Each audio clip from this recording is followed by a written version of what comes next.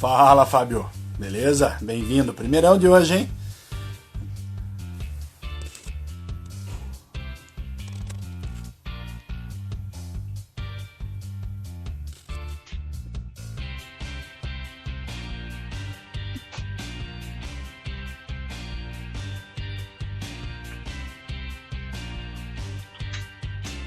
Salve! Salve, salve. Ó, menino Luiz de óculos novo. Óculos novo. Não ficou aparecendo muito bem suas láteras. Vou colocar duas latinhas. Ó, Aí, agora ficou melhor. Tudo bem. Isso aí. Ó. Vamos esperar o pessoal chegar. Chegou o Marlon. Salve, grande Marlon. Grande Jéssica. Jéssica, você me deu o feedback do que você achou do Spirit 6? Desse cara aqui? O que você achou dele? Eu lembro que você tava para tomar outro dia ele no final de uma live, né? Você ia abrir. Me fale feedback, o que você achou dele? Mr. Cristiano. Isso aí. Ó. Menino Vink da Maniba. Isso aí. Seja bem-vindo. Bonete, você anotou? Você tá com a dúvida do YouTube fácil lá? Eu tô aqui. Até aproveitando que o menino Fábio tá aí, foi o primeiro a chegar. Ó. Buchei com o café dele hoje. Muito bem. Eu hoje não vou tomar nada. Hoje eu tô... Esse óculos novo já tá me dando um pouco de tontura. Se eu tomar alguma coisa, eu capoto até o fim da live. Tenso. Graciano, Casa de Toledo, bem-vindo. Ó, pessoal, bem-vindos a todos e aproveitando hoje, para quem ficar até o final da live, no final da live, eu vou passar um cupom de desconto exclusivo para quem está assistindo aqui, tá? Então, vou passar aí, esse cupom vai ficar disponível até domingo apenas na loja para fazer compra. Vale para todos os produtos, só não conta o valor do frete, claro, né? Mas todos os produtos estão dentro. Eu não gostei das latinhas. Vou colocar as latinhas. Ainda não. Pera aí. Aí, agora ficou melhor. Muito bem. Opa, deixa eu ver aqui. A Jéssica colocou o feedback dela. Maravilhoso. Aroma e sabor do hidromel maturado em carvalho é totalmente diferente e surpreendente. Essa linha é incrível. Obrigado, minha cara.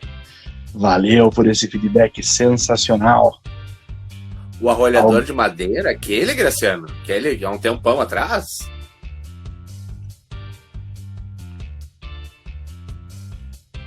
O Abel, Primata do Futuro, também estão entrando aí. Mais 2 minutinhos, pessoal, pra gente começar, tá?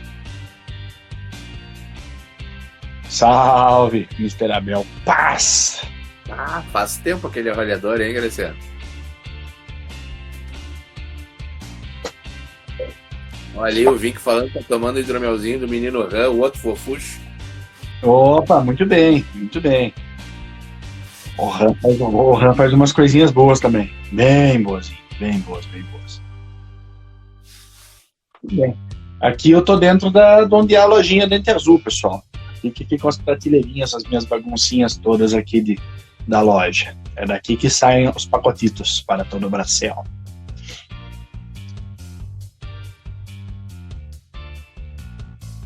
Martelo de borracha é boa, gostei, Jéssica. Gostei da brincadeira, isso aí. Isso aí, cara. Tem certas fases que o martelinho de borracha é essencial. Tem o que fazer. Muito bem, pessoal. Quem já quiser ir colocando aí duvidazinhas, já pode ir colocando. Vão marcando aí as dúvidas pra gente ir respondendo para vocês. Tivemos pergunta no YouTube, então o pessoal já está começando a usar o YouTube para deixar as perguntas lá. E nós vamos responder aqui as perguntas, porque essa pessoa já disse que não consegue assistir os vídeos porque as lives acontecem no horário de trabalho dela.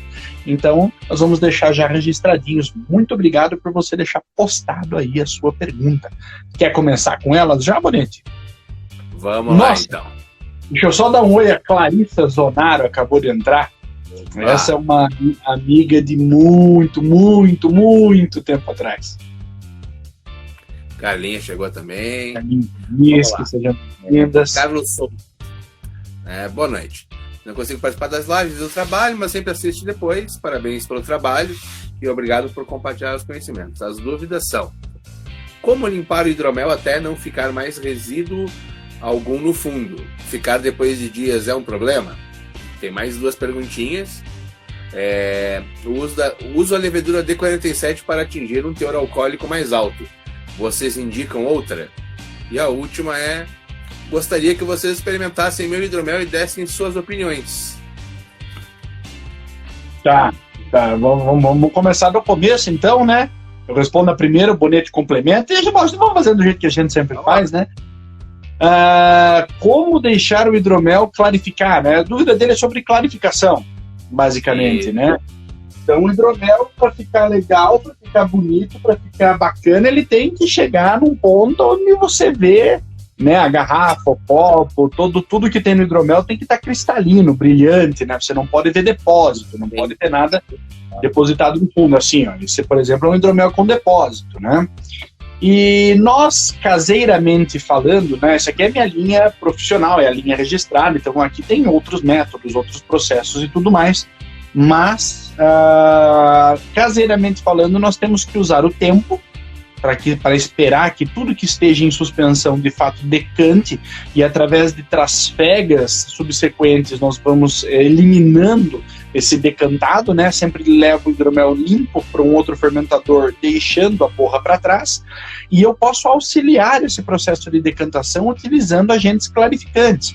Posso utilizar bentonita enológica, albumina enológica, a famosa clara de ovo, gelatina incolor, da qual o Bonetti é especialista no uso, Joyce também é especialista no uso, acho que ela não entrou por ali ainda, né?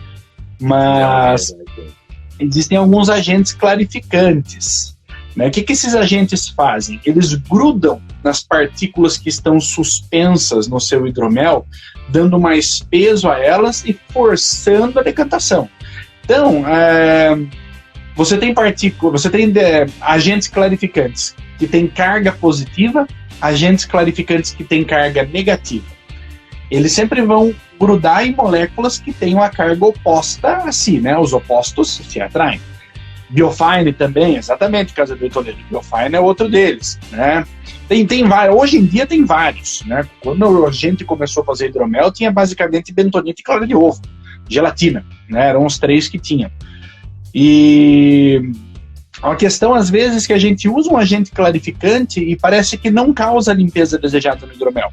É porque essa fonte de turbidez pode vir a turbidez pode vir de diversas fontes. Então, acontece que, às vezes, eu uso um clarificante que tem carga positiva, mas o que eu tenho no meu hidromel também é de carga positiva. Então, acaba não gerando aquela limpeza bacana. Aí, o que a gente faz? Você troca para um clarificante na sequência, dá um tempo, dá uns 15, 20 dias e troca para um outro clarificante de carga oposta àquele primeiro. Aí você consegue obter uma clarificação mais legal. Ou usa um Biofine, não, o PVPP. PVPP ainda é outro cara, polivinil polipirrolidona. Esse cara, ele é neutro, então ele gruda em todo mundo. Ele vai limpar o que ele achar pela frente. A questão é, ele limpa meio agressivamente, então cuidado só com o uso do PVPP, porque ele dá uma lambida meio braba no negócio aí, tá? Bonetti, por gentileza, complemento. Já tem algumas opções, até eu estava falando com o Elton, né, um dos membros do casal Beer Hunters esses dias, que ele estava testando um clarificante, e ele é a base de sílica coloidal. Antes era mais difícil de achar para caseiro, mas agora já tem algumas lojas vendendo. E realmente ele faz um trabalho bem interessante, né? Até ele me mandou um acompanhamento que em 48 horas estava mega limpo. O Vinco falou que tira até a cor, realmente.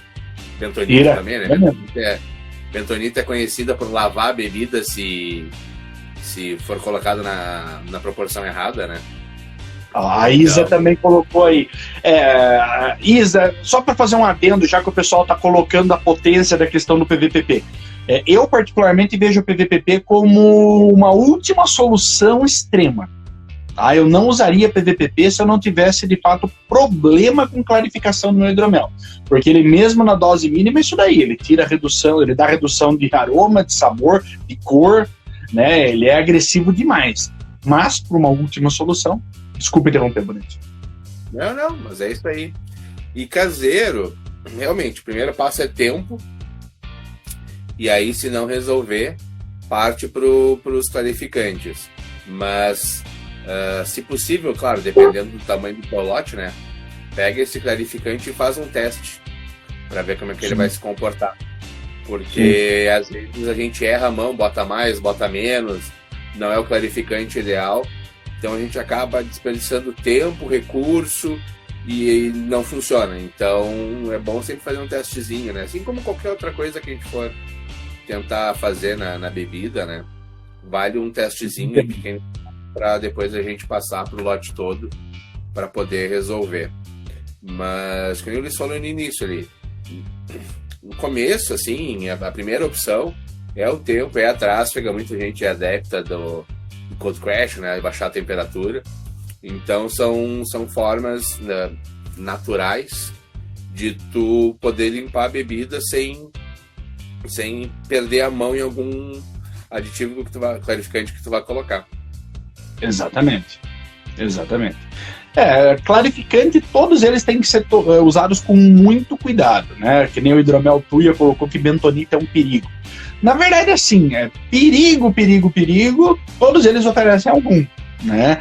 É legal você sempre usar a menor dose possível, a não ser que você esteja muito desesperado pela clarificação do seu produto, né?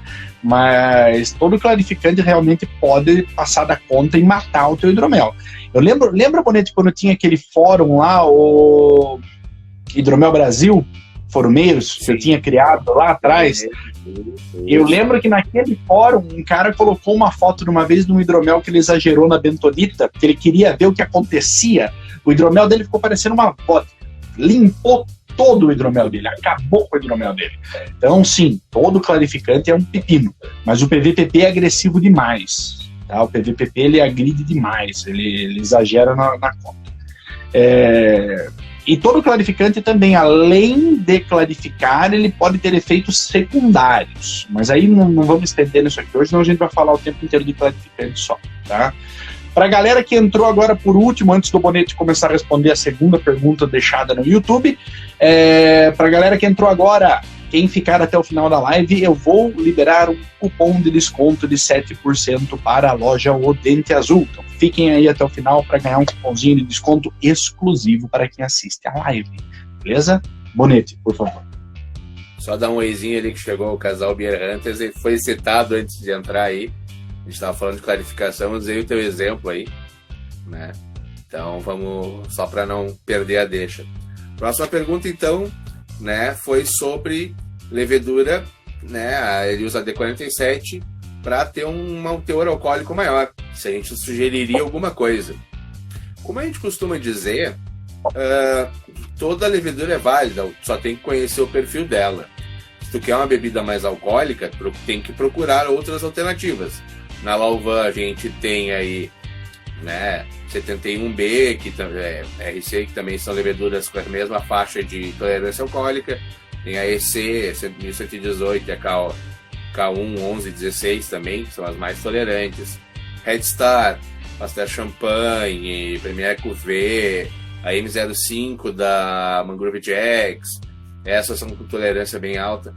Só que tu tem que avaliar se isso vai encaixar no que tu quer, né? Existem inúmeras opções e mesmo assim a tolerância é uma média estabelecida pelo laboratório, mas não significa que ela vá fermentar sempre até ali, ou ela pode fermentar menos ou até mais, né? Exatamente. A lata aí, a mais comum de ver o pessoal relatando é a 71B, que ela fermentou acima dos 14% de tolerância que ela tem, né? Só que aí tem que lembrar que foi um mosto bem trabalhado, com nutrição adequada, taxa de inóculo adequada e tudo mais. Então, assim, existem inúmeras leveduras, as que a gente costuma usar, e foi se desenvolvido essas específicas para hidromel novas que surgiram há pouco tempo no mercado. Pouco tempo já faz um tempinho, mas perto das outras são bem novas. elas foram desenvolvidas com uma tolerância bem alta, porque por padrão o pessoal acabou criando esse estigma de que hidromel vai ter mais de 12% de teor alcoólico, né? Mas tu pode usar qualquer levedura que tu achar que o perfil sensorial vai te agradar de acordo com a tua receita. Exato. E até que nem o Bonito falou, né? Não é porque o laboratório falou que ela vai chegar a 14% que ela vai cravar em 14%. Geralmente ele vai para cima, porque a levedura ela tende a se adaptar ao meio, e se adaptando ao meio ela vai chegar a cada vez em níveis de fermentação mais alto, gerando mais alto, né? A baianos, né, a Saccharomyces cerevisiae baianos, que são as utilizadas normalmente em espumante, elas têm uma facilidade em se adaptar, por exemplo, porque elas já são leveduras isoladas de meio de fermentação que são agressivos, que são intensos. O que é a fermentação de um espumante? É fermentar um cara que já começa com teor alcoólico alto, que já começa com acidez lá em cima, que vai trabalhar sob pressão. Então, pressão que eu falo não é pressão de trabalho, é pressão literal, né? Pressão de bars ali, de PSIs. Então, já é uma levedura mais guerreirona, mais intensa. Chegando uma galera aí também, chegou o grande Guaraci, nosso bruxo ali do sul. Chegou Kathleen, Zini Pavani, Alberto Basso, homem da Mutum, e mais uma galera aqui também chegando agora. Sejam todos bem-vindos. Arley Kulik, o sommelier, o homem dos vinhos aqui de Curitiba. Sejam todos bem-vindos, pessoal. Até aproveitando que teve aqui, ó, o nosso rapaz que nunca pergunta, né, o casal Beer Hunters. A levedura com características de esterificação altera muito o perfil sensorial da florada? Depende. Depende, exatamente. Da florada, depende do quão esterificado vai ser. De repente, se essa levedura trabalha com uma esterificação, né, ela tem perfil de esterificar bastante. Se tu trabalhar com uma temperatura mais baixa, ela pode esterificar menos. Se trabalhar com uma temperatura mais alta, ela pode esterificar mais. Então, depende. A gente não pode afirmar categoricamente que vai alterar, porque vai depender do teu método de trabalho com a levedura, né? E outra, o perfil do mel em si, o hidromel vai terminar seco ou suave? Exato. Não é porque o mel é doce que a bebida vai terminar doce, né? Exatamente. E quanto mais fermentar, mais características do mel, menos açúcar natural do mel vai sobrar, mais ele tende a sumir um pouco o perfil. Quanto mais açúcar residual do mel tiver ali, mais dulçor sobe. Até aproveitando que o Vink falou lá antes, né, hoje falando sobre o hidromel do Han lá, ele falou que parece que foi fermentado com uva. Geralmente, hidroméis tradicionais fermentados até mais secos, eles vão levar bastante o perfil de uva branca. Exatamente. Açúcar residual para dar um perfil de mel mais alto, que nem se esperaria. Esse, por exemplo, eu tenho aqui na loja, né, eu tenho o hidromel da Langskip, que é feito com mel de uva Japão também. Esse daqui, se você pegar e der ele para um cara que é tomador de vinho, sem dizer o que é, só colocar a taça na frente dele, cara, o cara bate o pé que isso aqui é vinho. Ele tem um perfil muito, muito, muito próximo de vinho branco. Ele é muito legal, ele é muito aromático, mas ele lembra características de vinhos brancos, tranquilamente. Já o suave, não. O suave, o mel dele é bem evidente. E a última pergunta do Carlos foi que ele gostaria que a gente experimentasse o hidromel dele. Isso é uma... A gente gostaria muito, pelo menos eu falo por mim, pelo menos o Luiz, acho que também gostaria muito de provar. Sim. Mas a gente teria que ver como é que ficaria, porque teria que mandar um para cada um, né? O Luiz está no Paraná e eu estou aqui no Rio Grande do Sul. Ou a gente faz um esquema bonito, de cada semana um faz a degustação do hidromel da pessoa, para a pessoa também não ter que ficar mandando, né, de garrafa para todo lado. Não, também. Manda para alguém que fica mais próximo. E aí a gente intercala nas degustações. Exato, também pode ser. Chama qualquer um de nós aí no privado. Pode ser aqui pelo Instagram, né, lá no YouTube, né, já que tu tá vendo pelo YouTube, né, tu não vê a gente na live, mas Pode ser pelo YouTube lá no Pompeia, pode ser nos nossos Instagrams, e vamos conversar, vamos achar um jeito disso acontecer. Wink, onde eu encontro o quê? Responde pra gente ali, pra gente poder dar prosseguimento.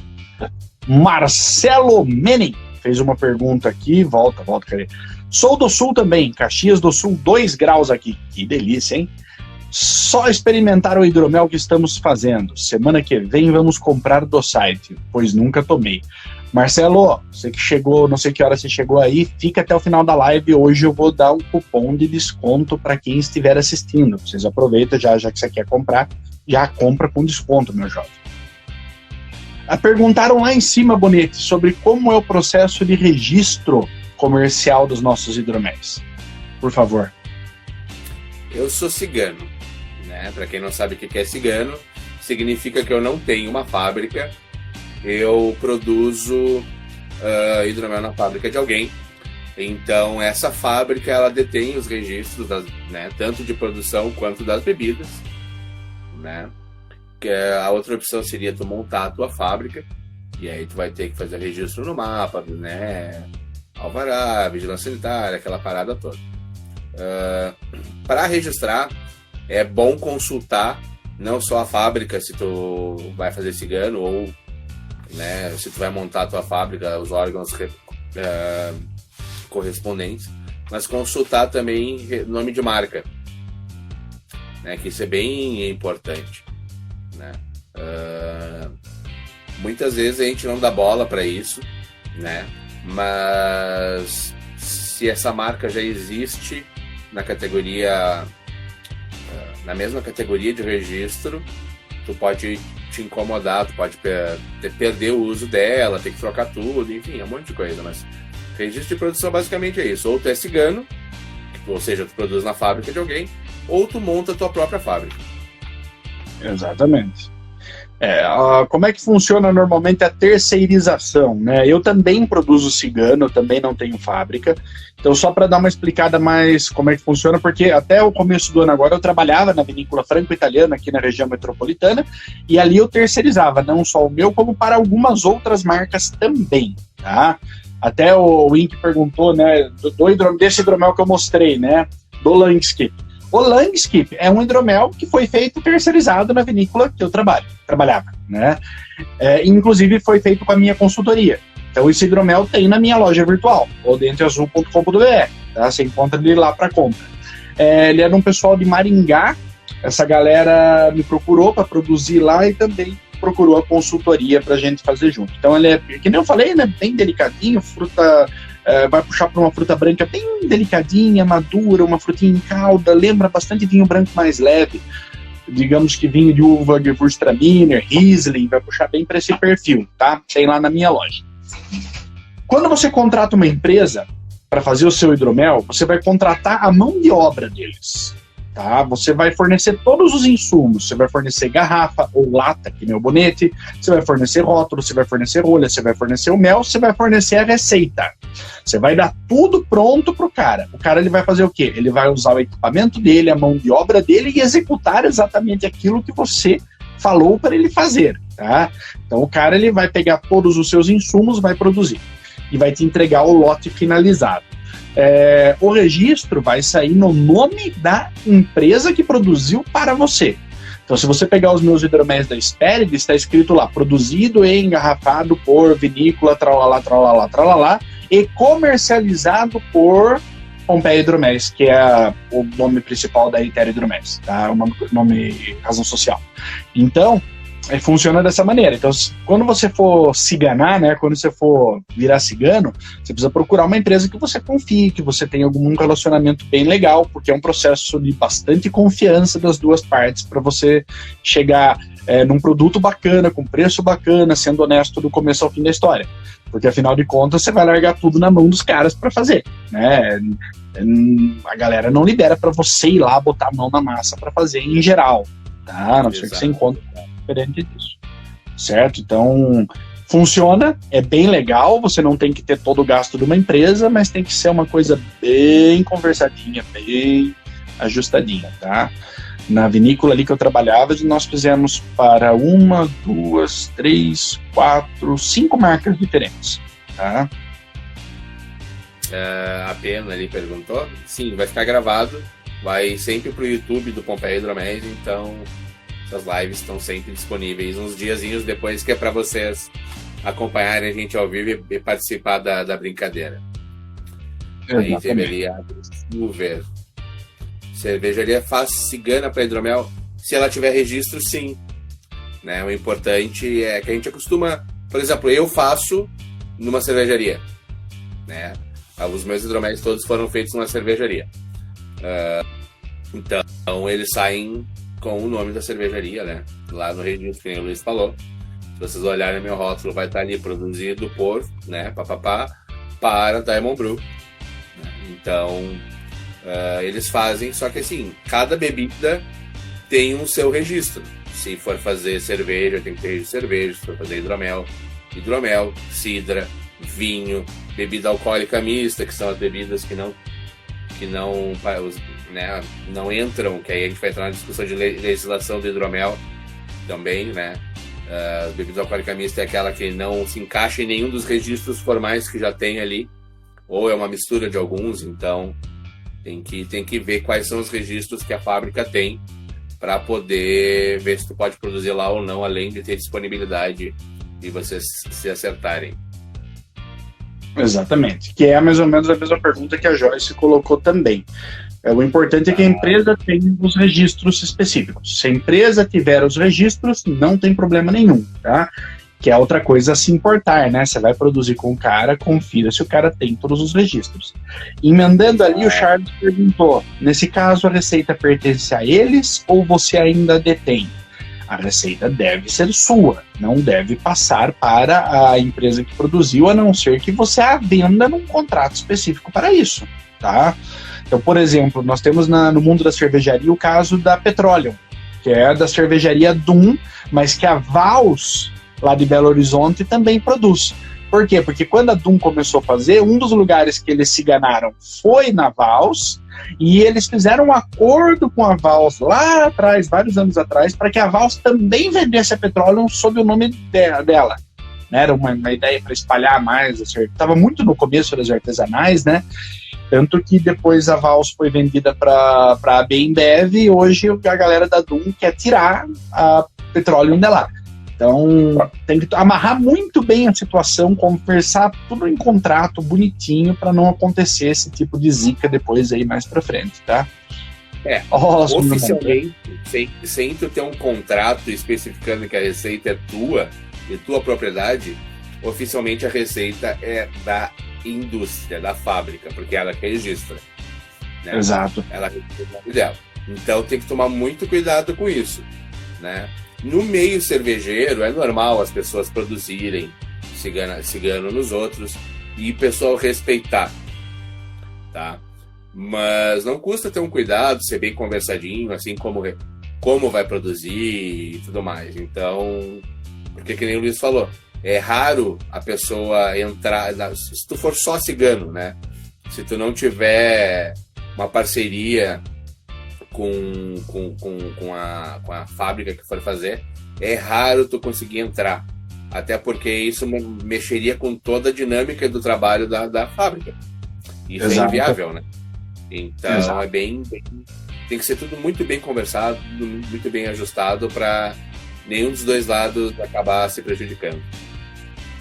Exatamente.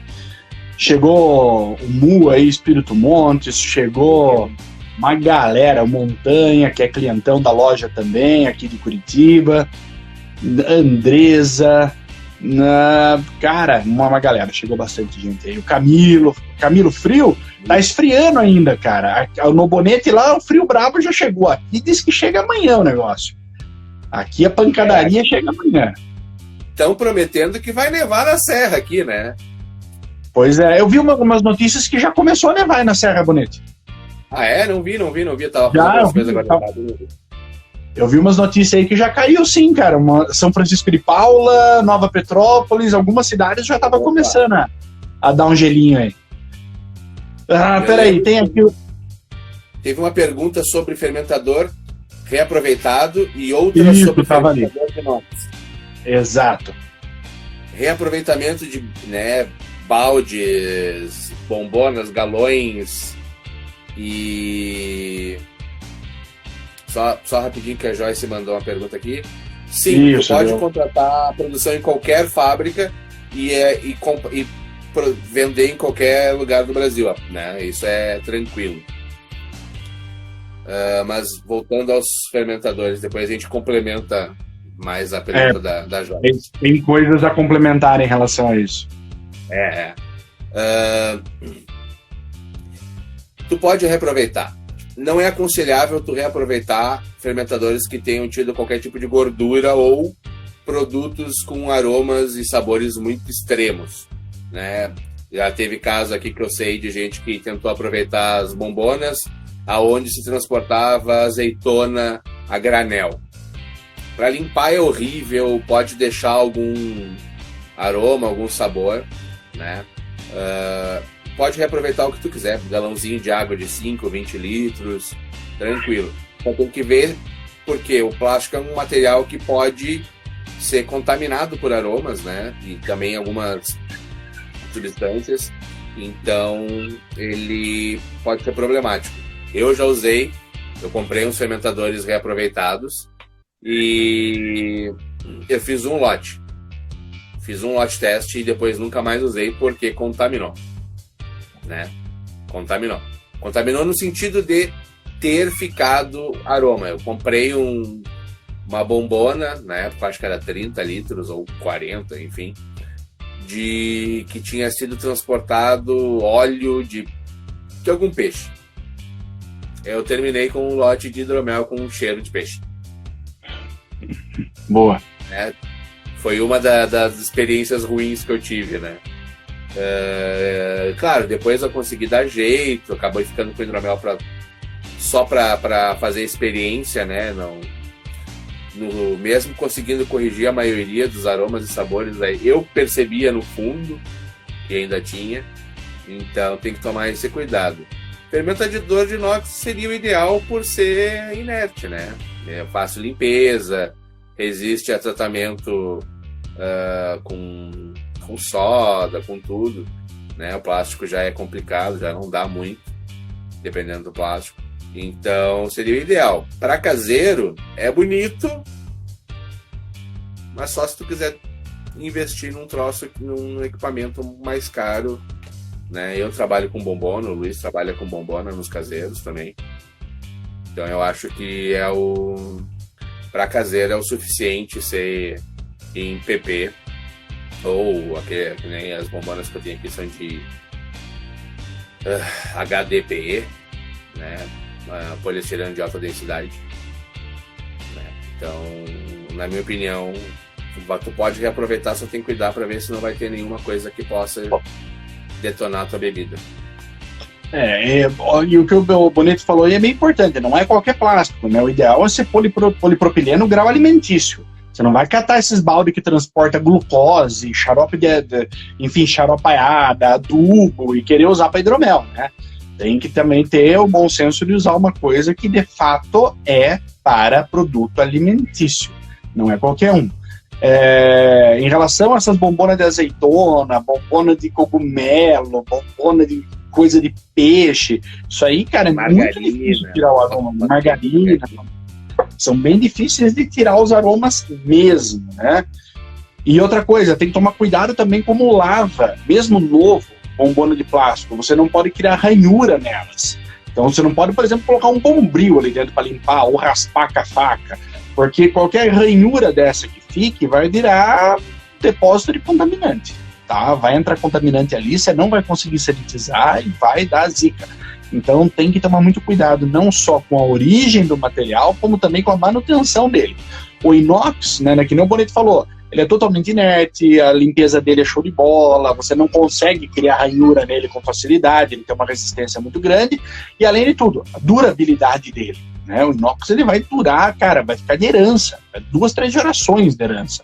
Então é um investimento válido. Eu vi ali em cima que alguém colocou que comprou um fermentador de inox. Sim, é o ideal, é o correto, tá? É o melhor material, é o mais nobre dos materiais. A gente caseiro usa polipropileno, Porque, cara, não dá para bancar 5 conto um fermentadorzinho de 20 litros, né? Então, aí entra a questão do custo-benefício. Mas o polipropileno, bem trabalhadinho, bem cuidado, seguraço, super tranquilo, bem de boa, tá? Eu fermentei minha vida inteira com balde de cervejeiro, que nem a Pena colocou aí agora, a vida inteira, caseiro sempre, tá? Eu só uso inox quando eu terceirizo minhas produções. Caseirão, os que eu faço para brincar, brincadeira de teste aqui, é tudo nos plásticos da vida, ó. Tá aqui do lado, tá? Então não tem, é sempre desses caras aí, beleza? Deixa eu ver se a Joyce, complementando a pergunta da Joyce, né, sobre morar em um estado, terceirizar no outro e para fazer o processo de cigano. O que mata em fazer isso é questão de frete e impostos interestaduais, tá? Isso come pelas pernas, porque você vai pagar invariavelmente imposto aí no envio e imposto na volta, porque você tem que fazer uma remessa de mercadorias para industrialização e depois você vai fazer um recebimento de mercadorias industrializadas. Então, dependendo de que estado para que estado, você vai pagar 2 rodadinhas de imposto, mais 2 rodadinhas de frete, e por aí vai, aquela delícia toda que é o nosso país. Então, funciona, dá, tranquilo, né? Só tem que tomar cuidado com a questão dos impostos. Landscape Hidromel entrou. A Isa falou, fica bem caro mesmo, né? Outra coisa importante é o seguinte, a gente tem no mel a questão de selo de fiscalização, né? Também. Então, existe fiscalização municipal, estadual e federal, que é o CIF. Para você produzir e poder vender em qualquer lugar do país, a sua matéria-prima, no caso do mel, tem que vir do apiário com registro federal. Se o seu mel tiver registro estadual ou municipal, tu só pode vender naquele âmbito. Se for municipal, só pode vender na cidade. Se for... E é na cidade de produção. Por exemplo, eu estou aqui no Rio Grande do Sul. Eu compro um mel do Paraná para fazer minha produção e o caboclo só tem registro estadual do Paraná. Eu não posso produzir aqui, eu só poderia produzir no Paraná com esse mel. Então tome cuidado também com isso. E outra coisa importante é dizer que o mel tem que ter registro e selo de fiscalização para poder ser usado na produção. Exatamente. Essas coisinhas todas. Tudo bom, bem, Quanto maior, tipo, se tu tem o selo, se tu quer o selo federal, normalmente esse mel acaba sendo um pouquinho mais caro, porque o cara tem que ter um registro diferenciado, né? Então tem que cuidar disso também.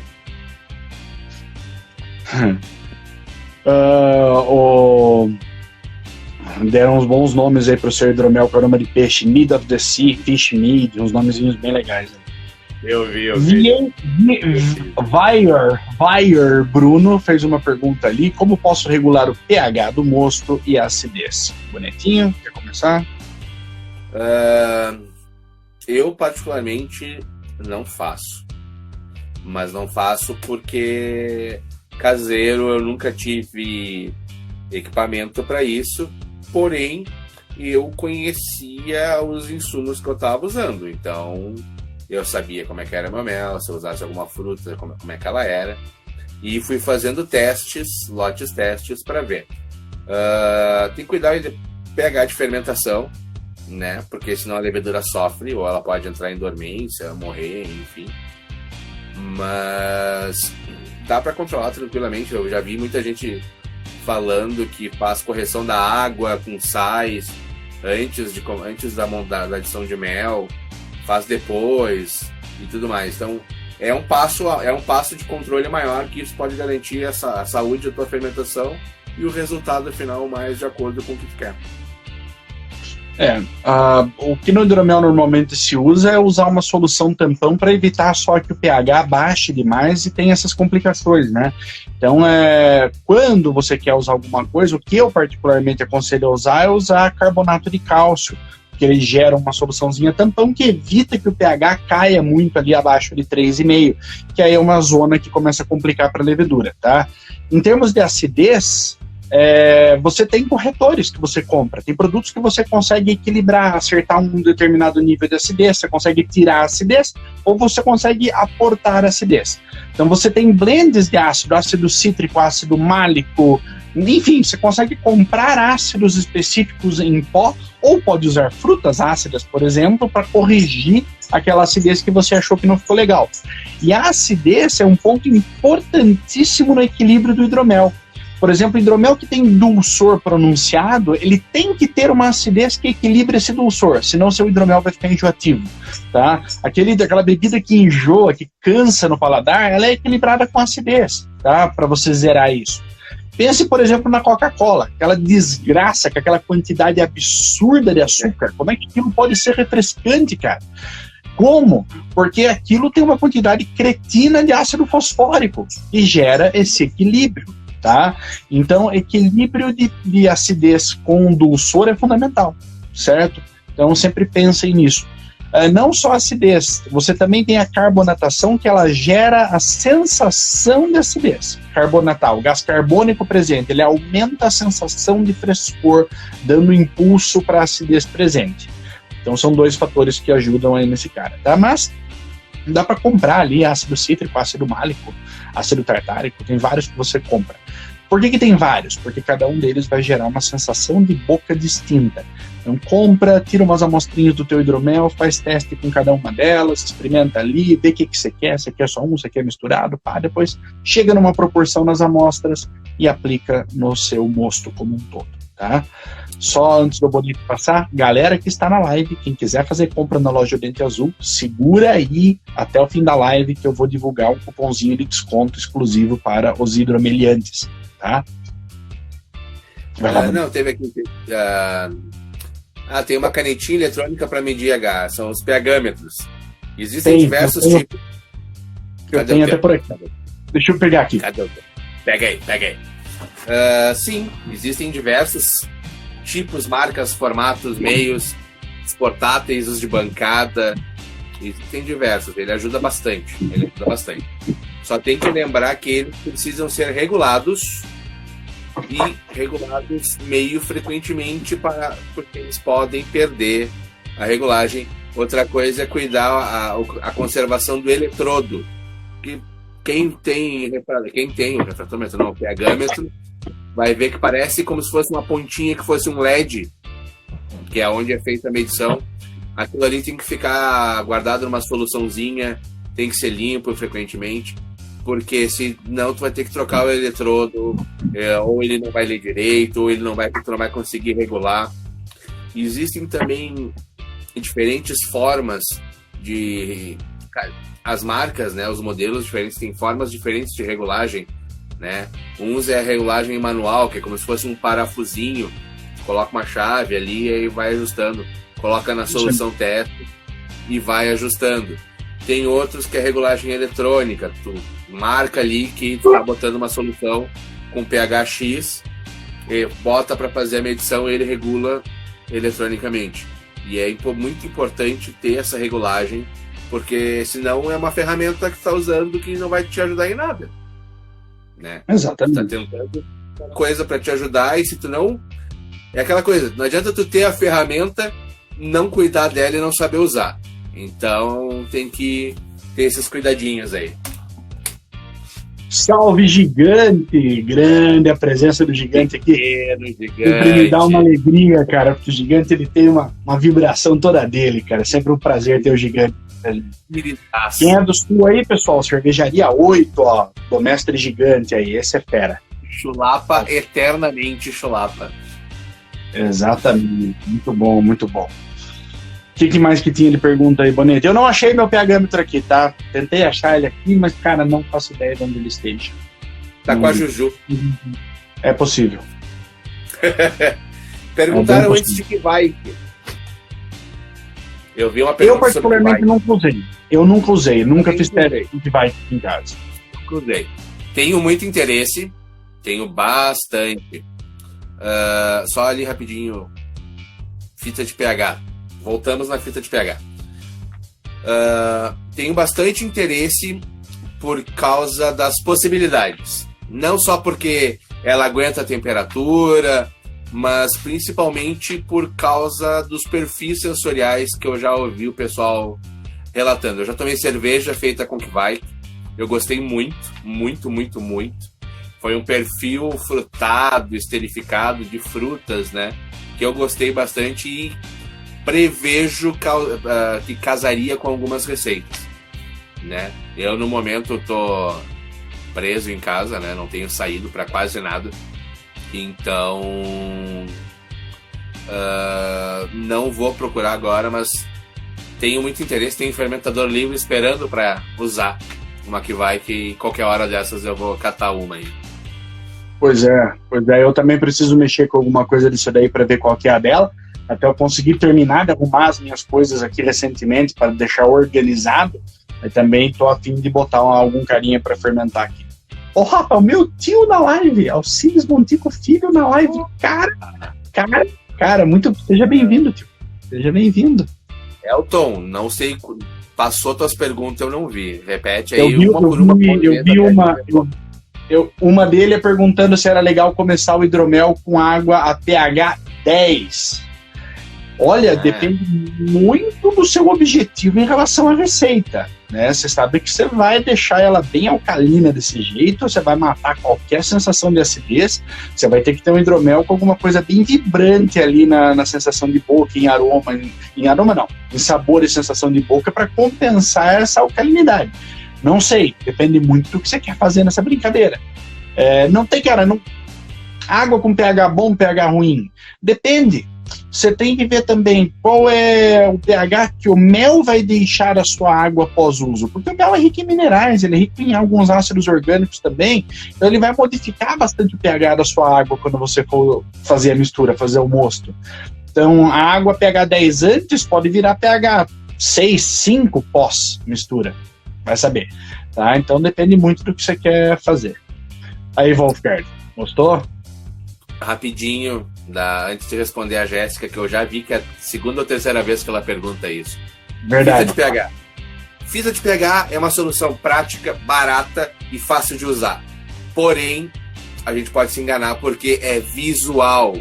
A tua percepção de cor pode não ser exata, né? E sem falar que depende muito da escala. Se tu for usar aquelas que tem escala de 2 em 2 pontos, é muito amplo. Então, exato. Eu já vi gente fazer. Eles têm algumas fitas diferentes com escalas diferentes, né? Da menos para mais precisa. Então ele vai lá, pega, mede com a primeira fitinha que tem uma escala de 2 em 2, por exemplo. Tá ficando entre 6 e 8. Aí ele passa para a próxima que tem uma escala entre 6 e 8, né? E aí ele vai indo, só que assim, com o pHmetro digital, apesar de ser mais caro, ele vai te dar o pH que está na leitura e ponto.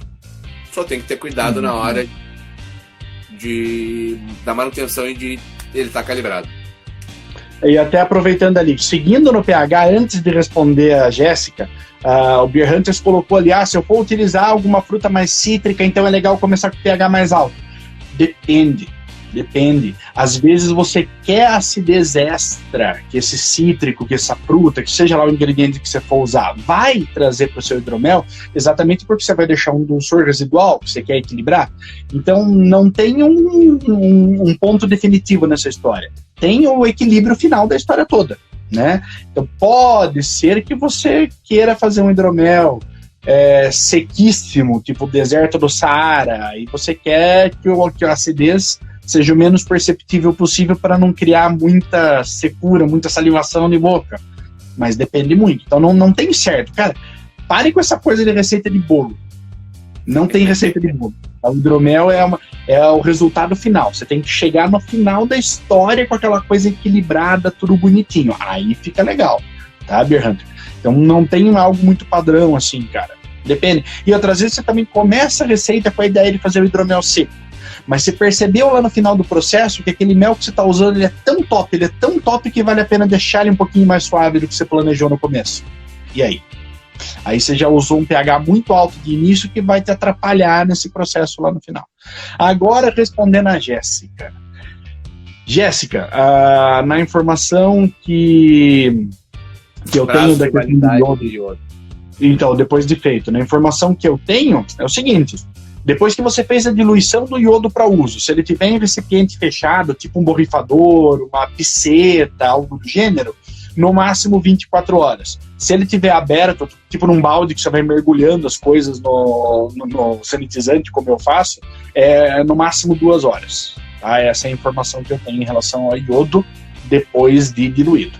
Pessoal, menos de 10 minutos já para acabar a live. Eu particularmente faço toda vez que eu vou usar. Eu não guardo solução de iodo, até porque é um troço que rende pra caramba, não tem necessidade. Não tem nenhuma. Melhor prática. Né? Melhor prática. Tinha perguntado, a segunda pergunta era se ingredientes com presença de gordura fazem algum problema na fermentação. Por favor. Pode fazer sim, pode fazer. Café, por exemplo, eu já fiz abraço, tio. Eu já fiz algumas coisas, até entra ali o chocolate, cacau em pó, nibs de cacau, que acabaram de perguntar, entra mais ou menos nessa brincadeira também. Eu tinha um rótulo chamado Balista, que lia nibs de cacau e café na brincadeira. O que a gordura em excesso pode fazer? Pode tirar o brilho da bebida, pode causar aquela gordurinha ali em cima, matando um pouco da clarificação. Clarificação não, da beleza do hidromel. Pode dificultar a clarificação por manter algumas partículas em suspensão presa nessa gordurosidade, nessa tensão que ele cria em cima do líquido ali. Pode atrapalhar sim, tá? Então tem que tomar muito cuidado quando for usar coco, café, oleaginosas em geral, né? Tem que tomar bastante cuidado com isso. Não é o iodo de farmácia, tá, Beer Hunter? Só rapidinho. Não é o iodo de farmácia. Não tem embalagem original aqui também. É tintura de iodo, né? Biofor. Esse é o que dura uma vida pra todo mundo. Cara, esse é o cara pra usar em casa. E nunca mais. Eu peguei com um amigo que ele comprou, a gente dividiu há muito tempo atrás e eu nunca mais comprei porque rende pra cacete. Não vale muito a pena. O que manda é o seguinte: tem que ter uma diluição adequada, tá? São 12,5 partes por milhão do iodo em si. Então, por exemplo, o Biofor, ele é um composto feito de iodo, mas você precisa ver quanto de iodo de verdade tem dentro desse composto. Você vai fazer uma conta e você vai ter que ter 12,5 partes por milhão, tá? De iodo puro dentro da água que você vai usar como sanitizante. Esse é o esquema. Você tem que chegar nessa proporção. Por exemplo, com esse cara aqui, para fazer 20 litros de sanitizante, eu uso 7 ml e meio da solução. 7,6 para ser mais xarope, tá? Então é muito pouca coisa, cara. O iodo ele se torna muito barato para uso em casa. E ele tem um potencial gigantesco de sanitização. Ele mata vírus, ele mata bactéria, ele mata fungo, ele mata um monte de coisa. Isso aí, não tem... Falando sobre os produtos oleosos, né? Eles podem criar aquela nata também em cima, dependendo da temperatura de fermentação, que isso pode atrapalhar um pouco a troca gasosa. Então tu não vai liberar tanto CO2 quanto deveria. Algum oxigênio que tu queira pegar quando tu estiver fazendo oxigenação também, se tu não tiver a pedra difusora para fazer injeção de oxigênio direto dentro do mosto, vai atrapalhar. Tem que tomar bastante cuidado. Exatamente, sempre.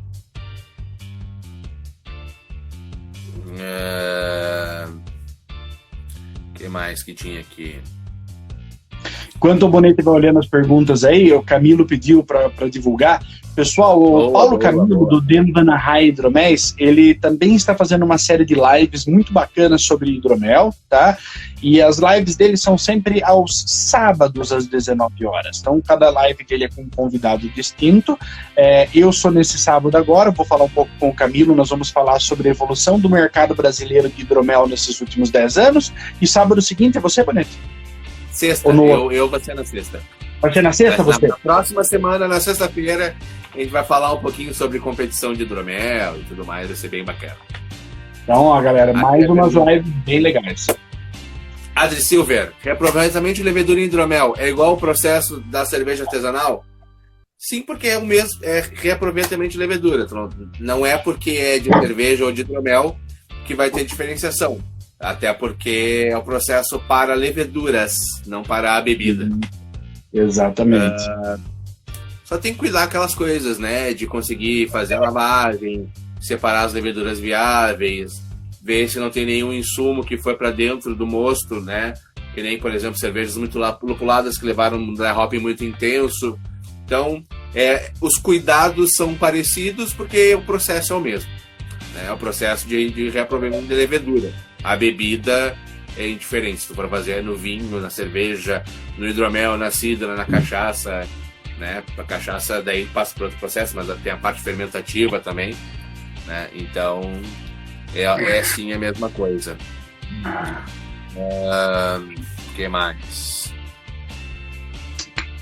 Existe a Lu Angeles. Oi, gente. Possibilidade de produzir queijo artesanal à base de hidromel. Já viram algo parecido? Queijo à base de hidromel. Olha, explique mais. Eu não captei como. Na minha cabeça aqui, a única possibilidade seria pegar um queijo e maturar ele que nem no hidromel, que nem fazem com vinho. Sabe, que deixam o hidromel dentro do vinho para maturar? Sim, pode ser. Hidromel dentro do vinho, olha, eu já tô ficando louco aqui. O queijo dentro do vinho, maturar no caso, né? Sim, é uma possibilidade. Essa é a minha guria, né? A Júlia. A Juju. Faz oi, Juju, dá um oi pras pessoas lá. Oi pras pessoas. Fale oi. Queijo com salmoura de hidromel, exatamente, algo nessa pegada. Aí seria bacana. Pessoal, como faltam apenas 3 minutinhos para acabar a live, como prometido, tem um cupom de desconto exclusivo para os hidromelhantes que querem comprar na loja. O nome do cupom é tudo em letra maiúscula, Fofuchos7, tá? Fofuchos7 vai dar 7% de desconto nos produtos para quem quiser fazer compra na loja O Dente Azul. Esse cupom é válido apenas até domingo, tá? E só para a galera que tá aqui. Então, aproveitem. Com X, tá, pessoal? Prestem atenção. E outra, nós vimos que houveram várias perguntas, pediram para falar de abelha nativa, de melomel de morango que tinha nos meus vídeos, e uma pancada de coisa ali que não deu pra gente responder. Deixem as perguntas, por favor, no nosso vídeo, que ele vai estar provavelmente segunda-feira no canal Pompeia Hidroméis no YouTube, que nós responderemos na próxima live. Assim que ela começar, nós começamos respondendo as perguntas do YouTube. Ou estejam presentes aqui quinta que vem, que a gente responde as perguntas de vocês prioritariamente, certo? Bonete, 2 minutos para a nossa despedida. Novamente, muito obrigado, pessoal. Entrem lá no YouTube, vejam nossas lives anteriores, deem joinha, inscrevam-se no canal do Luiz, né? Isso mostra pra gente que a galera tá curtindo e que a gente vai continuar fazendo essa brincadeira aqui, que tá virando coisa séria, porque o pessoal tá comprando a ideia e nos acompanhando, né? A gente está pensando em outras modalidades de live, né? Então, para trazer coisas diferentes para vocês. Então, acompanhe a gente aí que vai ter sempre novidade. E, novamente, obrigado a todos e acessem odenteazul.com.br. Lá você encontra não só o meu hidromel, da Etere Hidroméis, os hidroméis do Bonete, da Diamond Brew, como de diversos outros fabricantes também. Aproveitem, tá, pessoal? Muito obrigado pela presença de vocês. Sensacional de novo. Espero vocês na próxima quinta-feira. Obrigadão. Tem a SH Casal Beer Hunters. Entra lá, vamos conversar. Isso. Tem associação, tem SH, tem APH, tem Associação dos Homens dos Miô de Meninas, já tem associação demais nesse trem, certo? Até mais pra vocês. Obrigado, povo. Obrigadão.